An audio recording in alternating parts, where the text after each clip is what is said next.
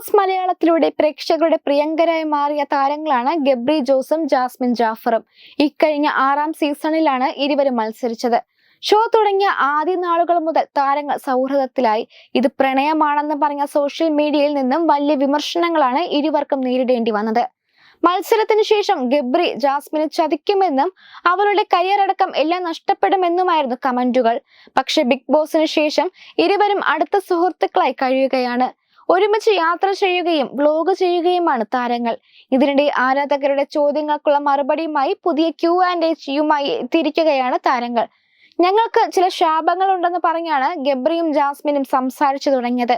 എപ്പോൾ Q&A plan ചെയ്താലും അത് മുടങ്ങിപ്പോകും. നേരത്തെ ക്യാമറ ഓണാക്കി ഞങ്ങൾ ഇരുന്നതാണ്, എന്നിട്ടും അത് നടക്കാതെ വന്നു.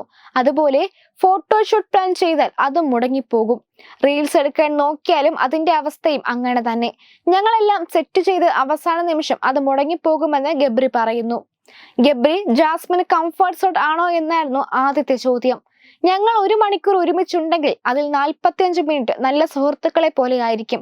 അതിൽ 15 മിനിറ്റ് വലിയ അടിയായിരിക്കും. ബിഗ് ബോസിൽ നിങ്ങൾ കണ്ടതുപോലെ ഞങ്ങൾ തമ്മിൽ വഴക്ക് കൂടുന്നത് ഒരു കാരണവുമില്ലാതെയാണ്. ഗബ്രിയുടെ കൂടെ ഉള്ളപ്പോൾ ഞാൻ ഹാപ്പിയാണ്. പക്ഷേ അടിയും വഴക്കുമൊക്കെ ഉണ്ടാകുവാറുണ്ടെന്ന് ജാസ്മിൻ പറയുന്നു. ഗബ്രി കൂടെ ഉള്ളപ്പോൾ ഞാൻ ഭയങ്കര സന്തോഷവതിയാണ്. എനിക്ക് കൂടുതൽ സുഹൃത്തുക്കളൊന്നുമില്ല. ഇവൻ വന്നതിന് ശേഷമാണ് ഞാൻ ലോകം കാണാൻ തുടങ്ങിയത്. കേരളം വിട്ട് ഞാൻ പുറത്തൊന്നും പോയിട്ടില്ല. അതെല്ലാം ഗബ്രി വന്നതോടെയാണ്. അങ്ങനെ നോക്കുമ്പോൾ എന്റെ വീട്ടുകാരും ഗബ്രിയുമാണ് ഇപ്പോഴത്തെ എന്റെ കംഫോർട്ട് സോൺ എന്ന് ജാസ്മിൻ പറയുന്നു. രണ്ടാളും ഒരുമിച്ചുള്ള പ്രൊജക്ടുകൾ പ്ലാൻ ചെയ്യുന്നുണ്ട്. തന്റെ ലക്ഷ്യം സിനിമ മാത്രമാണെന്നാണ് ഗബ്രി പറയുന്നത്. കഴിഞ്ഞ 2 വർഷമായി തനിക്ക് പ്ലാനുകൾ ഒന്നുമില്ലെന്ന് ജാസ്മിനും പറയുന്നു.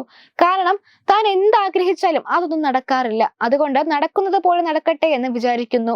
അത് നടക്കണം, ഇത് ചെയ്യണം എന്നുള്ള പദ്ധതികളൊന്നും തനിക്കില്ലെന്ന് ജാസ്മിൻ പറയുന്നു.